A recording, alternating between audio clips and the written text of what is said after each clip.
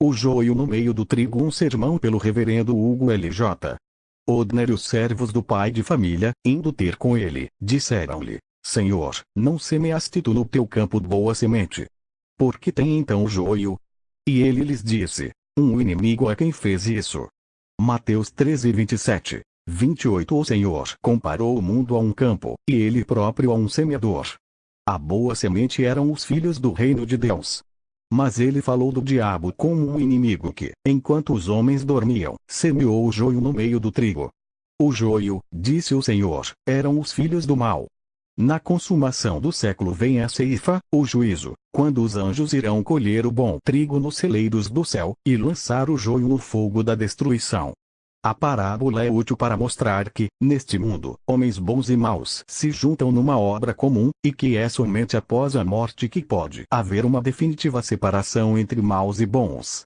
E os escritos acrescentam que até no mundo dos espíritos houve uma demora para a execução do juízo sobre os maus, até o fim de uma igreja. O ponto a destacar nesta parábola é a ordem do Senhor aos seus servos, quando estes se ofereceram para arrancar o joio que crescia junto com o trigo. Não, ele disse, para que ao colher o joio não arranqueis também o trigo com ele. Deixai crescer ambos juntos até a ceifa. Era uma decisão sábia. Porque a espécie de joio mencionada na parábola era o darnel, uma gramínea que se parece muito com o trigo antes que as suas espigas apareçam. Mas depois, quando as sementes duras e negras do darnel começam a se formar, até uma criança é capaz de distingui-lo do trigo. Pelos seus frutos os conhecereis.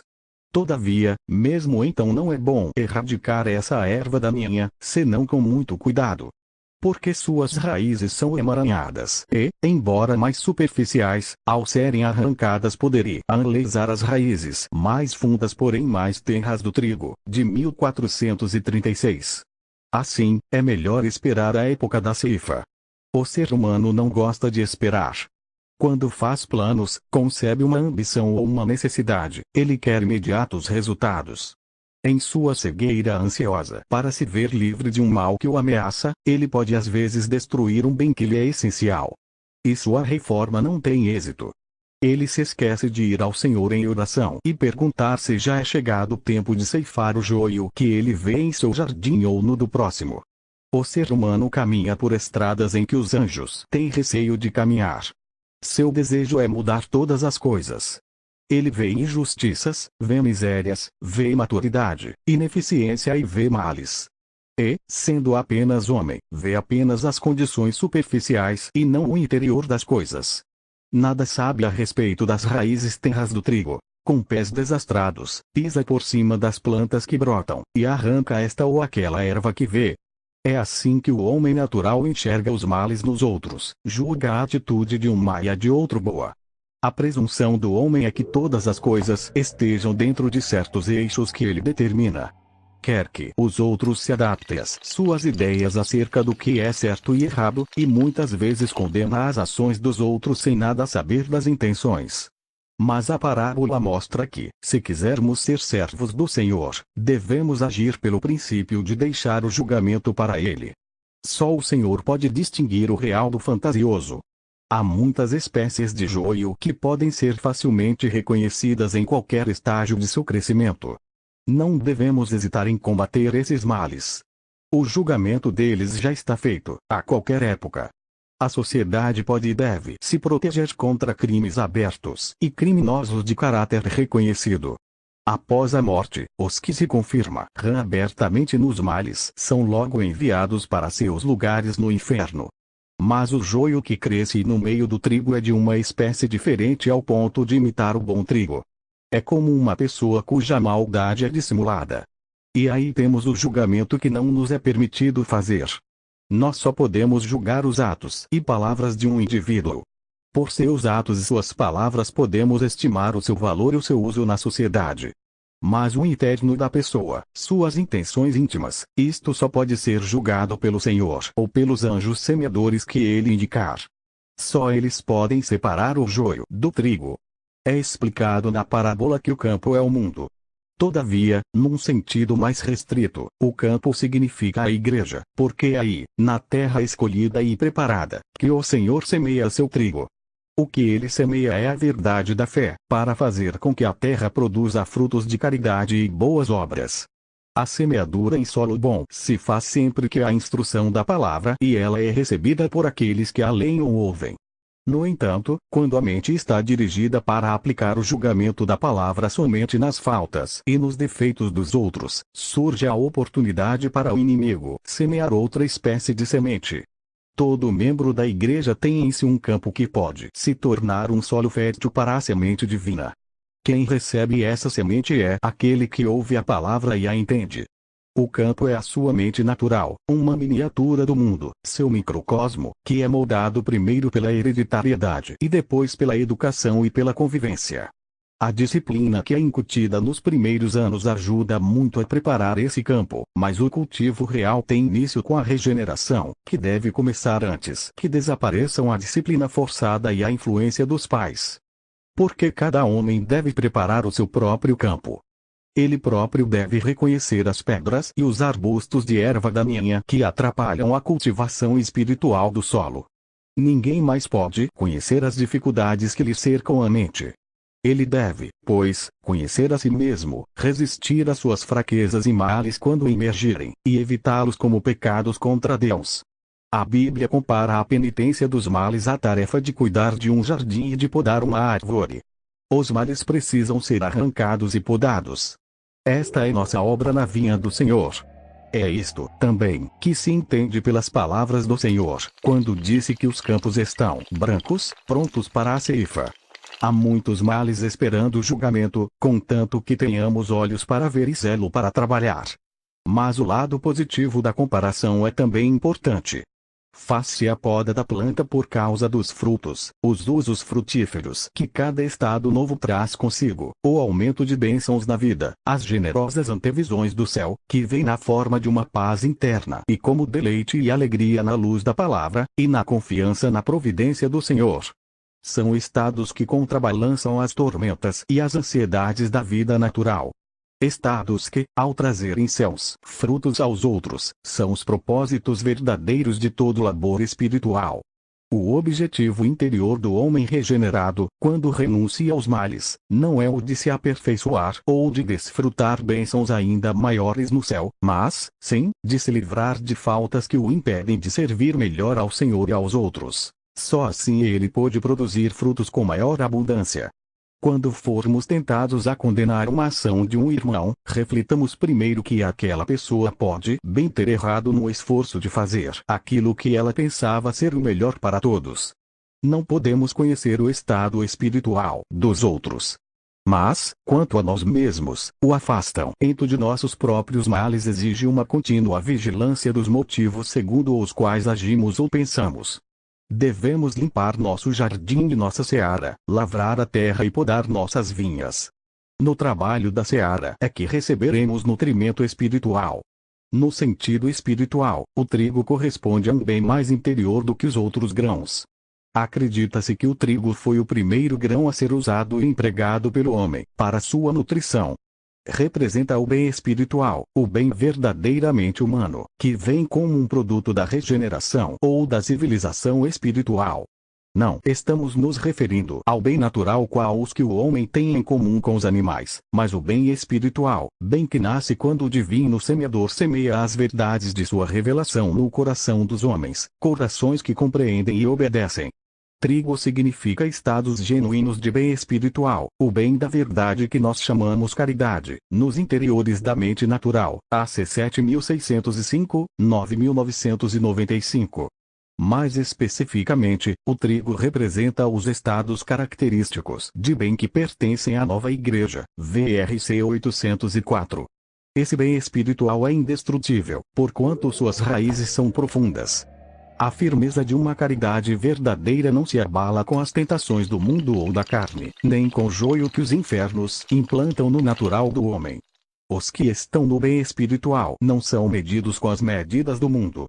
Não se persuadem com as sutilezas de argumentos mundanos, nem são seduzidos por estranhos apelos.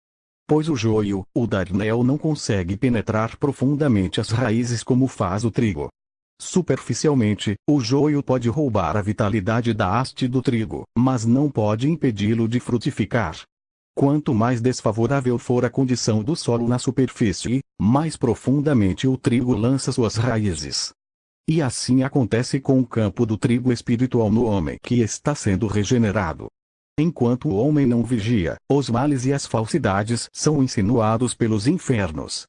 A presença destes é indesejável, mas servirão para estimulá-lo a redobrar esforços a fim de elevar o nível de sua vida espiritual. Nos primeiros estágios da regeneração, o homem combate contra males relativamente externos, males que ele prontamente reconhece que são removidos pela autocompulsão. E, em sua satisfação moral, pode-lhe parecer que dali para frente não terá mais batalhas a travar, nenhum mal a combater.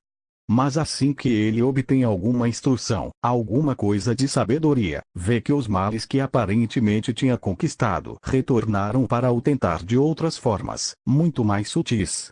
Porque os males que o homem permite em seu espírito e não tem como pecados lhes são apropriados ainda que ele não os cometa. DP 278,81. E quando vê o darnel crescendo, ele clama, como os servos da parábola: Senhor, não semeaste tu no teu campo boa semente? Por que então tem joio? E a resposta vem: um inimigo é quem fez isso. O homem em si mesmo é um mero vaso, um vaso pervertido em que os infernos continuamente lançam sua semente. De sua vontade hereditária o homem é somente uma massa de cobiças da qual não pode de si mesmo se livrar. Compete ao homem evitar os males que se manifestam nos externos de seu pensamento e suplicar ao Senhor que purifique os internos que estão além do controle e alcance do homem. DP 118. Para cada mal que o homem combate em seu pensamento consciente, o Senhor combaterá e vencerá inumeráveis cobiças nos interiores desse homem. O Senhor desvia o homem das sociedades de maus espíritos que insinuam tais males e, no lugar deles, ajunta bons espíritos ou anjos através dos quais as raízes do pensamento do homem podem penetrar cada vez mais profundamente no céu. Basta a cada dia o seu próprio mal. À noite não se trabalha na seara, mas à luz do dia. O homem não conhece as ramificações das inclinações de seu coração. Por isso, não pode combater todos os males de uma só vez, mas progride, um após o outro, afastando os erros que o Senhor lhes concede ver, e deixando nas mãos divinas o governo das profundezas desconhecidas de seu coração. Mas o dever do homem é claro e simples. Ele deve limpar seu jardim, cultivar a terra e podar a vinha. Mesmo no homem que está sendo regenerado existem males escondidos e ainda desconhecidos, nas áreas inexploradas de seu ser. Tais males não podem ser julgados nem extraídos pelo homem, ainda que sejam vagamente revelados quando afloram nas imperfeições, nos erros e nas paixões que o desanimam. Mas o Senhor o tranquiliza. Deixai crescer ambos até a ceifa, e então enviará os ceifeiros. A mente humana está numa estação frutífera perpétua. Lá sempre há algum campo pronto para a ceifa. Mas os males interiores, tais como os que o inimigo semeia enquanto o homem dorme, isto é, enquanto está inconsciente, desprevenido dos perigos espirituais, tais males não podem ser repelidos por qualquer processo humano ou por auxílio de qualquer outro homem. É o Senhor quem remove. Mas o homem tem um papel definido nisso. O Senhor disse a respeito do trigo e do joio: deixai crescer ambos juntos. Cuidado para não ferir o trigo. Quanto mais este crescer, menor perigo haverá. Mas se o trigo morre, tudo está perdido. Aqui vemos uma lei da divina providência. Se a pessoa se identifica com os males de sua hereditariedade, ou com o joio que é semeado em seu próprio, então a separação desse joio e do trigo será tão difícil quanto a separação de partes de seu ser. Mas se o homem cresce, como é a verdade, que todo o mal e toda falsidade procedem do inferno e que todo o bem e toda a verdade procedem do Senhor, então ele não se apropriaria do bem e o faria meritório, nem se apropriaria do mal e se tornaria culpado dele. DP 320. Por que tem então joio? Perguntaríamos em nossa preocupação com os males que ainda víssemos em nós. E a resposta do Senhor seria: um inimigo é quem fez isso. O joio, o darnel é planta de raiz muito embaraçada, assim como as falsidades dos males, e por isso, durante algum tempo, o homem terá muita dificuldade para removê-lo. O trigo do Espírito é o bem da verdade, o bem espiritual que cresce pelo cultivo do Espírito. Precisa de luz do sol, que é a palavra do Senhor. Precisa da chuva do influxo das esferas angélicas. Precisa do calor da terra da igreja para crescer. A mente em processo de regeneração precisa da assistência constante das verdades espirituais. Esta é a razão pela qual o Senhor instituiu o dia do Sabá, o repouso da mente, para se deixar de lado as ocupações mundanas e dedicar-se à instrução espiritual. O cuidado pela alma não pode ser negligenciado, para que as bênçãos do Senhor estejam sobre as obras de nossas mãos. É nessa esfera de iluminação celeste que os estados espirituais poderão gradativamente amadurecer até que chegue o tempo da ceifa. Então o joio será separado de nosso espírito como coisas que ofendem, enquanto o trigo será ajuntado nos celeiros eternos. Assim foi na consumação da primeira era cristã. E assim será na ressurreição para a vida eterna. É um sinal da paciência do Senhor. Porque a tolerância para com o mal é unicamente por causa da proteção do bem. Assim como o joio é colhido e queimado no fogo, assim será a consumação deste século. Mandará o Filho do Homem os seus anjos, e eles colherão do seu reino tudo que causa escândalo, e os que cometem iniquidade. E lançá-los-ão na fornalha de fogo. Ali haverá pranto e ranger de dentes. Então os justos resplandecerão como o sol, no reino de seu Pai. Quem tem ouvidos para ouvir, ouça. Amém. Is. 5, 1, 7, MP3 e 10, 17, 24, 43, DP 102,320.